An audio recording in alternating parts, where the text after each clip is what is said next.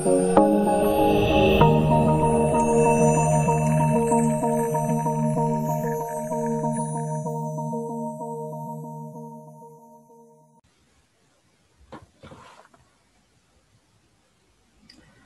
terima kasih.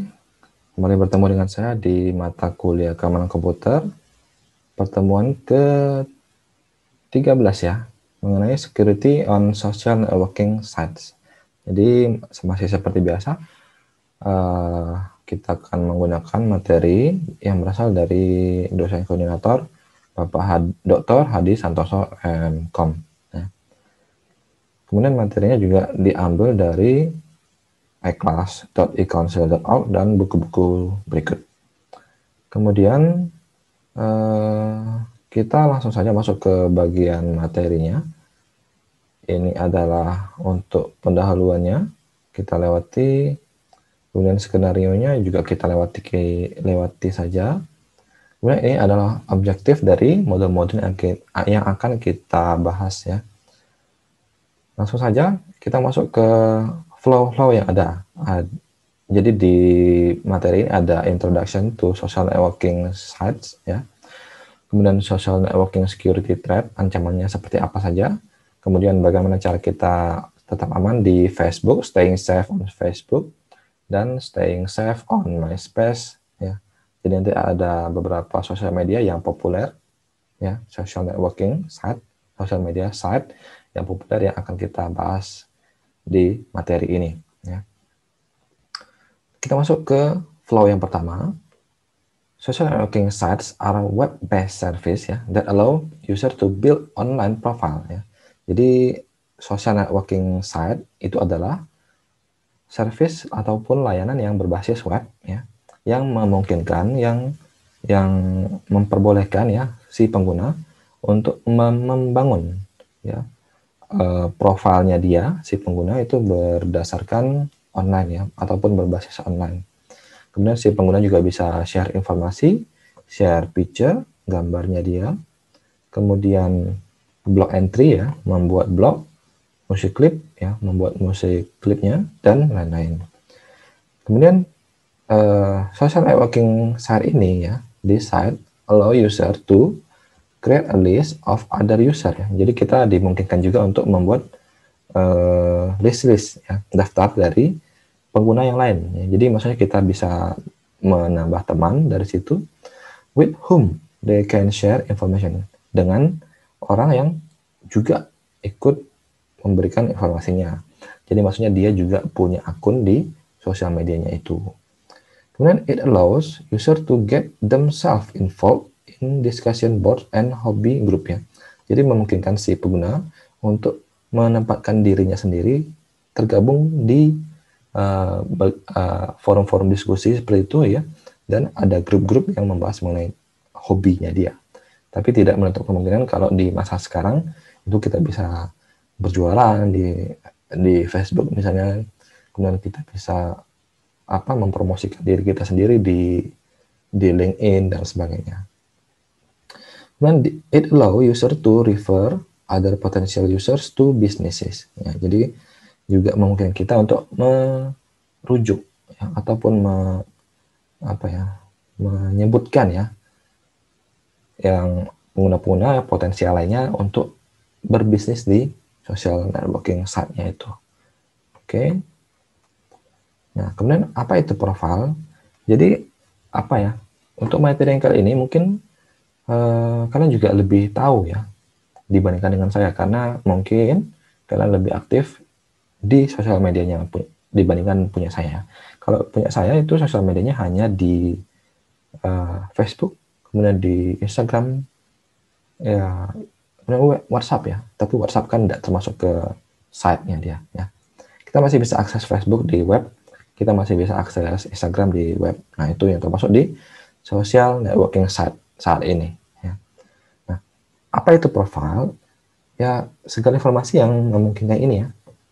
Kita tembak saja langsung yang memungkinkan untuk menambahkan nama ataupun nama panggilan, nama pendeknya, kemudian email, kemudian telepon, foto, videonya kita, kemudian ketertarikan pribadinya kita, dan hal-hal yang berkaitan sifatnya ke pribadinya kita. Nah, kemudian, nah ini adalah beberapa yang difavoritkan ya pada masanya di tahun 2011 ini. Kita lihat, nah Facebook itu masih sampai sekarang. Kemudian Twitter itu masih sampai sekarang. Nah, kalau kalian pernah pakai Friendster, nah itu Friendster itu booming di tahun 2011 ini. Tapi saat ini sudah tidak lagi ya. Kemudian ada MySpace, itu masih ada, tapi kita kurang populer di Indonesia ya, MySpace. Kemudian LinkedIn itu juga masih ada sampai sekarang itu, dan cukup populer di bidang-bidang orang-orang yang membutuhkan ataupun mencari pekerjaan, biasanya di LinkedIn. Kemudian nah itu sih ya yang masih populer sampai saat ini ya. Kemudian kita masuk ke flow yang kedua, social networking yang threat-nya, ancamannya apa aja di social networking. Itu ada beberapa macam. Yang pertama ada cyberbullying, malware attack, dan seterusnya. Kita masuki satu per satu. Cyberbullying refer to the abuse of technology to harass or threaten the internet user ya. Jadi mengarah ke ya penolakan teknologi ya, ataupun penggunaan teknologinya untuk melecehkan atau mengancam pengguna dari internet ya. Kemudian the information posted on social networking sites such as picture. Jadi segala informasi kita posting di sosial media itu ya, seperti gambar, video, komentarnya kita, dan update-update yang kita berikan di sosial medianya kita, itu bisa digunakan untuk spread false rumor ya. Jadi menyebarkan rumor-rumor palsu, berita-berita palsu. Kemudian threaten to reveal the information on the internet. Jadi dia juga bisa mengancam untuk mengungkapkan ya segala informasi yang ada di sosial medianya kita. Kemudian harass ataupun blackmail the user, melecehkan ataupun apa ya kalau blackmail ini. Jadi kalau di Amerika itu ada ras ya, kuat ya isu rasnya. Nah, blackmail itu melecehkan ya kurang lebih sama ya seperti melecehkan ya blackmail. Kemudian stalking the user, kita apa ya? Kita cari informasi pengguna tertentu gitu ya. Jadi kalau misalkan kalian suka seseorang ya, kalian bisa stalking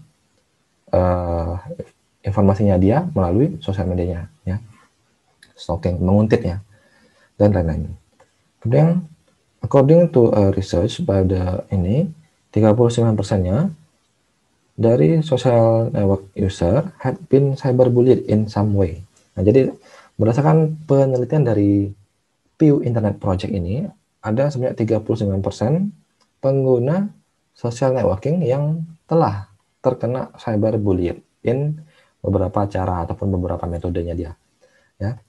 Itu dibandingkan ataupun berbanding dengan 22% dari online teens who do not use social network ya. Jadi berbanding dengan 22% remaja ya yang tidak menggunakan sosial media ya. Jadi ada remaja ya yang menggunakan internet ya, tapi dia tidak menggunakan social networking ya. Itu berbanding dengan 39% yang tadi ya. Nah, kemudian kita lihat gambarnya sini. Yang sebelah kiri ada lifetime cyberbullying victimization rates ya. Jadi 7 different studies 2004 sampai 2010 ya. Jadi di sini saya perbesar dulu. Bentar. Oke ya. Kemudian saya ke bawahin dikit. Sip. Nah, ini ya. Februari 2010, November 2009 sampai ke Juni 2004. Kemudian schoolnya ada beberapa macam. Jadi data ini diambil dari beberapa sekolah. Kemudian sampel respondennya itu berapa ya. Misalkan di tahun 2010 ini ada 4.441 responden. Kemudian di tahun 2004 ini ada 370 responden. Nah, kemudian metodenya itu metode pengambilan data ini ya. Kemudian ada classroom, ini classroom juga, dan classroom paper, ya ini classroom elektronik ya. Kemudian ada online dan online. Jadi data ininya 20,8, 28,7 itu ini persentase dari lifetime cyberbullying victimization ya. Jadi ada korban-korban yang terkena cyberbullying selama seumur hidupnya ya. Jadi misalkan di tahun 2010 ini kita lihat ada 20,8% berbanding dengan di tahun 2004 ada 40,6% yang terkena cyberbullying. Kemudian gambar di sebelah kanan ini teens use of technology ya. Jadi pengguna remaja yang menggunakan teknologi. Weekly activities ya. Jadi data ini diambil per minggu ya. Aktivitas per minggu 10 sampai 18 tahun. N-nya itu 4.441 ya. Respondennya itu ada 4.441 orang. Random sampel ini dari Southern US ya, jadi Amerika Selatan. Kita lihat, nah datanya ini ada cell phone misalnya ya, send text message, dan di ininya ada persen ya. Jadi ini adalah persentase ya. Jadi ada 83% itu yang menggunakan cell phone ya seminggunya itu ya. Itu sangat banyak sekali. Kemudian send text message-nya ada 77,3% selama 1 minggu. Kemudian kita bandingkan dengan yang di sininya, sebelah kanannya ada virtual world, Gala, Second Life ya, itu ada 6,5%. Kemudian Facebook, nah ini Facebook ada 50,1% yang menggunakan Facebook selama 1 minggu penuhnya dia. Oke, gitu data untuk yang ini. Kemudian kita lanjut identity theft ya, pencurian data identitas ya. Ini kurang lebih sama datanya ataupun materinya dengan yang minggu kemarin ya, identity theft. Jadi saya jelasin yang ini aja berdasarkan gambar ya. Jadi ada si penyerang ya yang mengirimkan email berisi ataupun email yang mengandung hal-hal yang berbahaya, malicious email ya. Itu ada malware, ada virus, ada spam, ada spoofing ya, yang bisa dikandung ataupun disisipkan di email yang kita kirimkan atau yang kita terima. Nah, itu dikirimkan ke si pengguna di sini. Oke, lanjut aja. Phishing scam ya. Jadi ingat ya kata kuncinya kalau malware itu adalah segala sesuatu yang berbau software ya, yang mengandung hal-hal yang jahat ya. Misalkan virus, kemudian ada malware itu sendiri, ada trojan, ada spoofing ya, ada dan yang lain. Kemudian metode yang lain ada yang namanya phishing ya. Jadi kata kunci phishing itu adalah meniru ya antarmuka ataupun tampilan dari suatu hal, misalkan email. Nah, jadi kalau phishing email ya berarti dia menirukan tampilan ataupun isi dari email itu sendiri. Kemudian kalau phishing web, nah berarti dia menirukan antarmuka informasi tampilan yang ada di websitenya itu. Ya, ingat itu aja. Kata kuncinya itu aja sih. Kemudian malware. Malware yang seperti saya bilang tadi, segala sesuatu yang berbentuk software, ya. Kemudian dia niatnya jahat ya, mengandung virus, Trojan horse, malware itu sendiri, dan lain-lain. Kemudian side flows. There have been instances when side flows in the social networking sites allow the information of the users to be accessed even though the privacy setting are set ya. Nah, jadi maksudnya itu ada beberapa contoh ya di dunia nyata saat ini ya yang memberikan contoh kepada kita ketika side flow ataupun kekurangan celah-celah dari suatu situs ya in the social networking site ya di sosial medianya kita itu membolehkan informasi dari si pengguna itu untuk bisa diakses ya. Jadi ada celah keamanannya seperti itu di mana si penyerang bisa menangkap, mengambil data pribadinya kita. Tapi apa ya? Dia memanfaatkan celah ataupun kekurangan dari si situs sosial medianya kita, ya. Jadi memang dia ngoprek-ngoprek, kemudian mencari celahnya di mana, itu dapat baru bisa diserang gitu. Even though the privacy setting are set, ya, walaupun kita sudah melakukan setting privasinya kita itu di sosial media kita. Such information can include mother's maiden name, often used as a security question in online and real life security checks. Jadi contohnya, ya, kalau di sosial media itu kan kita diminta untuk memasukkan nama ibunya kita. Nah, seringkali itu digunakan sebagai pertanyaan keamanan di online-nya, ya, yang di sosial medianya itu, and real life security checks. Jadi dari sini si penyerang itu bisa melakukan penyerangan.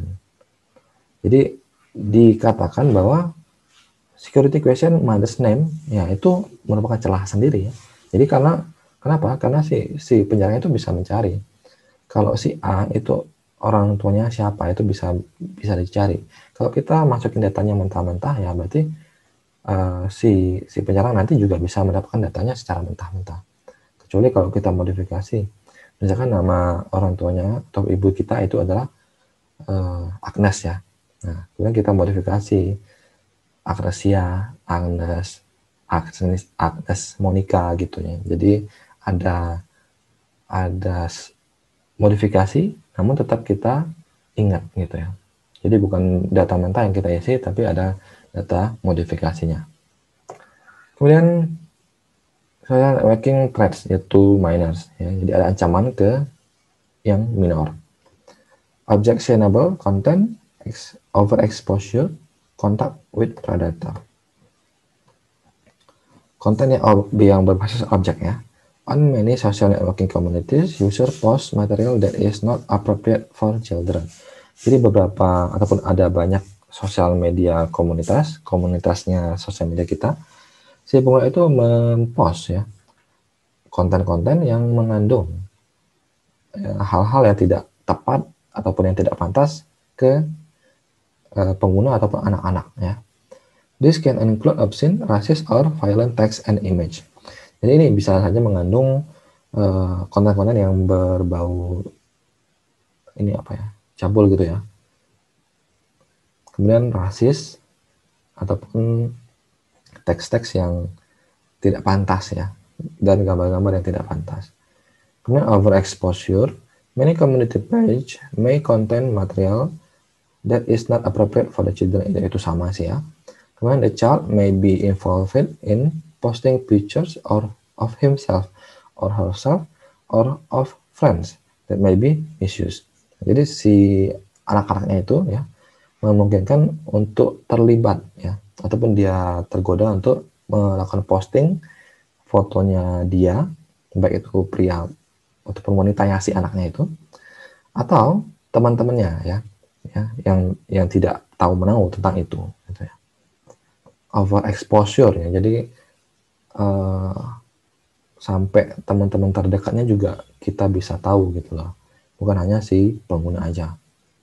Karena contact with predator, individuals with intention to exploit minors may create community page pretending to be teens themselves. Jadi orang-orang yang tujuannya untuk mengeksploitasi, kemudian dia juga bisa membuat halaman-halaman komunitas, ya, yang berpura-pura dengan modus untuk menjadi remaja, ya, supaya sesuai sama si target itu, ya. Jadi modusnya adalah membuat halaman page di sosial media, dia buat komunitas, kemudian dia undang teman-teman yang seumuran, ya, dia pura-pura menjadi remaja, teens. Kemudian staying safe on Facebook. Nah, mungkin kalian juga sudah lebih jago daripada saya dan dari juga materi ini. Dan materi ini juga mungkin ada beberapa di sini yang tidak ada lagi di Facebook saya ini, ya. Tapi ada juga yang masih ada, gitu, ya. Jadi yang penting itu sih, ya, Ini ya, kita lihat aja yang paling pentingnya seperti apa. Profile setting ya. Set the profile as only my friend ya. Jadi maksudnya kita melakukan posting, kita share apa-apa itu hanya bisa dilihat oleh teman di Facebooknya kita saja. Bagaimana cara kita bisa berteman? Ya, berarti harus add friend dulu kan, kita konfirmasi, baru kita bisa lihat. Nah, kenapa harus seperti itu? Supaya orang tidak kita kenal, jadi maksudnya kita konfirmasi pertemanan, itu kan kita kenal ya, bukan yang accept, terima. Jadi kita harus mengenal juga, oh ini siapa sih? Bukan hanya kita mengejar pertemanan, tapi kita mengejar siapa sih orang yang mau berteman dengan kita gitu. Jadi jangan sembarang untuk menerima request pertemanan. The users reveal personal information to potential identity thieves if they leave this option to default setting ya. Jadi ada kemungkinan pencurian data kalau kita tidak melakukan setting seperti ini. Therefore, it is advised to allow your profile to be viewed by only friends ya. Privacy setting for application.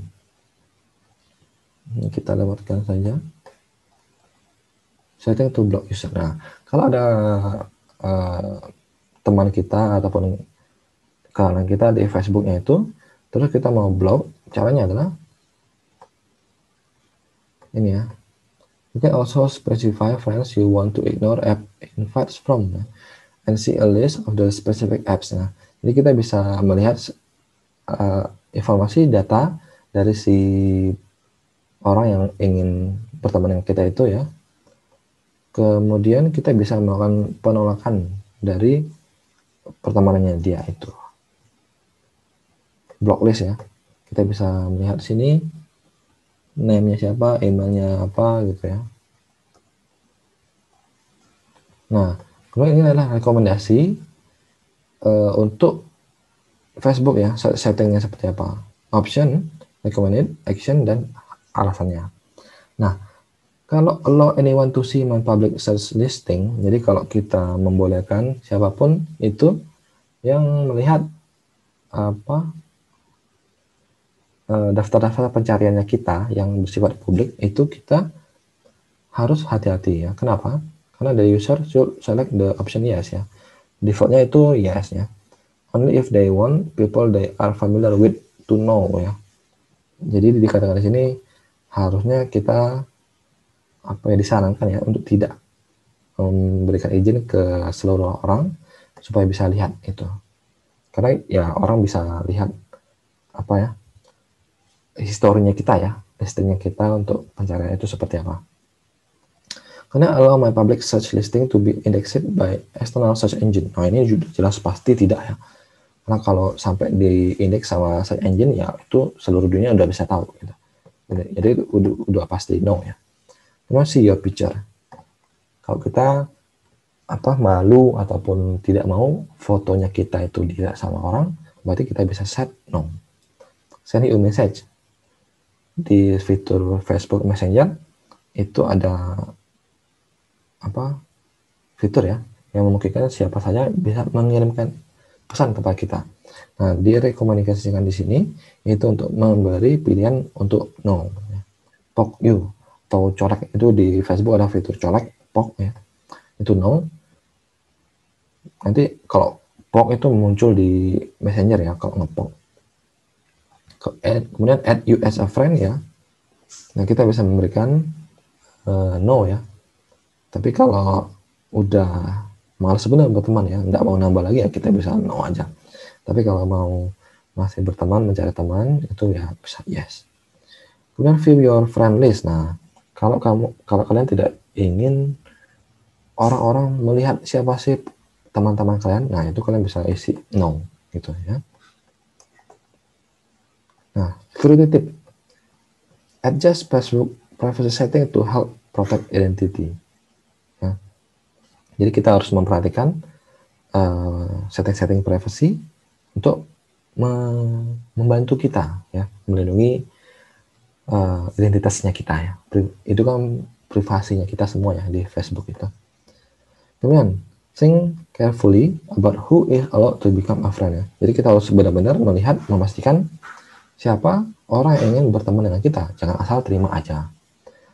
Kemudian show limited friends a cut down version of the profile. Nah ini optional sih ya.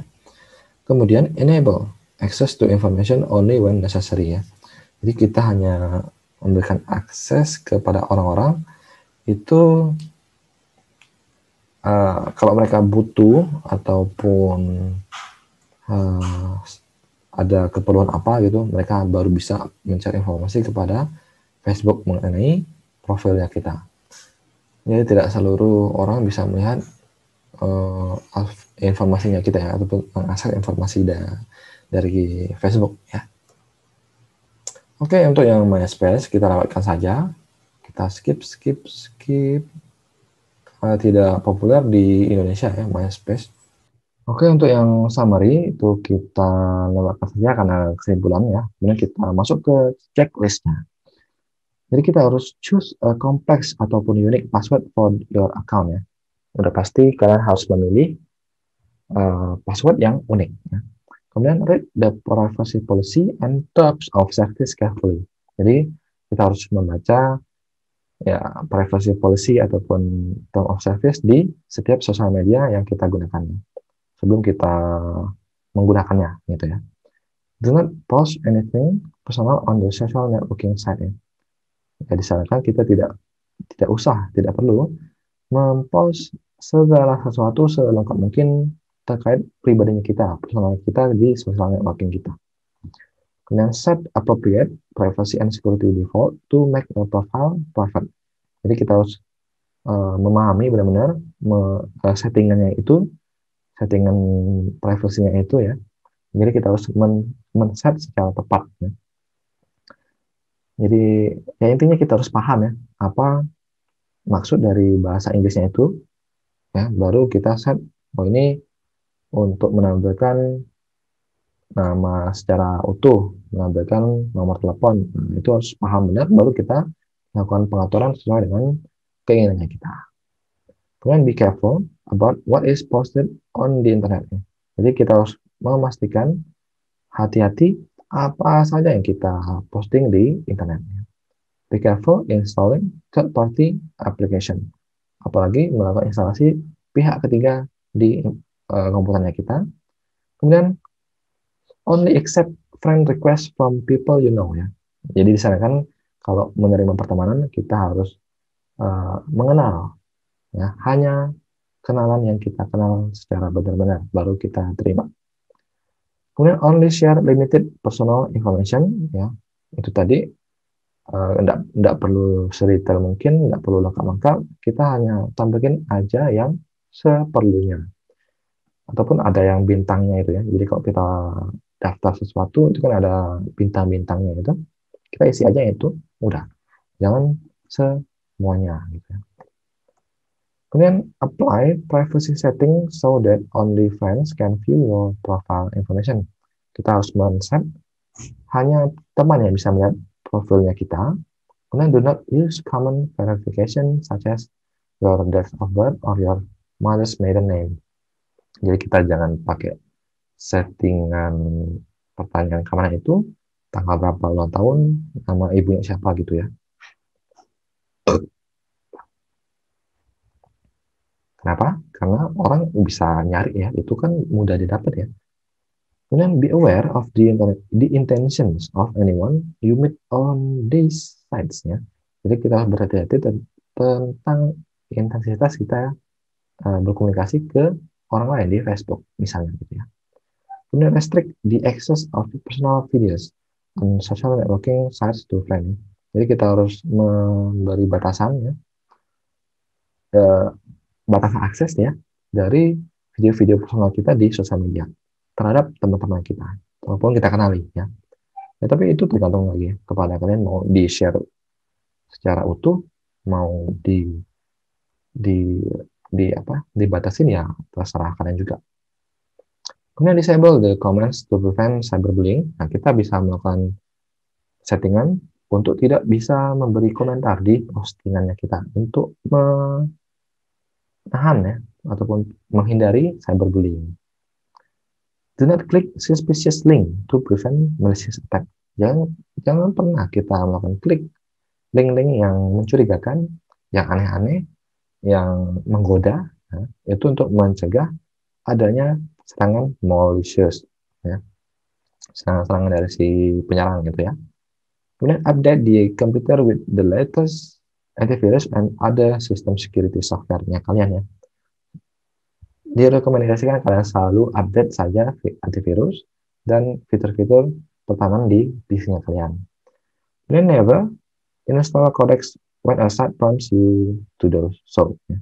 Jangan pernah kita melakukan instalasi kodek ataupun program ataupun aplikasi apapun itu ya ketika sebuah situs itu mencoba ataupun meminta kalian untuk menginstal itu ya, kecuali kalian memang ingin install aplikasinya itu ya. Misalkan kalau kalian ingin menginstal Winamp ya, itu kan buat pemutar player ya. Kalian memang ingin install itu, nah berarti kalian apa ya, menginisiasi, sadar kalian pengen sendiri ya, bukan orang lain gitu ya, bukan tawaran. Nah, itu memang bisa. Tapi kalau terima tawaran dari uh, internet muncul tiba-tiba, nongol tiba-tiba, itu enggak usah. Nah, ini checklistnya untuk orang tua sama guru-guru ya. Be open with kids, ya. Encourage and instruct them to seek permission. Nah, ini untuk anak-anak ya. Kalian bisa baca sendiri untuk yang ini. Oke, gitu. Cukup dulu untuk yang materi pertemuan ke-13 ini mengenai security and social networking site ya. Jadi intinya kalian harus berhati-hati dalam penggunaan sosial media kalian. Yang populer kan Facebook, Instagram, dan apa ya, kalian mungkin lebih paham, lebih update dibandingkan yang punya saya. Namun intinya tetap sama seperti di materi ini. Semua sosial medianya itu sama ya. Intinya ada di materi ini semuanya. Seperti apa kalian melindungi privasi kalian, itu harus diterapkan di seluruh sosial media kalian. Ya, mudah-mudahan materi yang saya berikan itu bermanfaat, bisa kalian pahami dan bisa kalian implementasikan di kehidupan nyatanya kalian. Ya. Cukup sekian, kita jumpa lagi minggu depan dan salam Budi Luhur.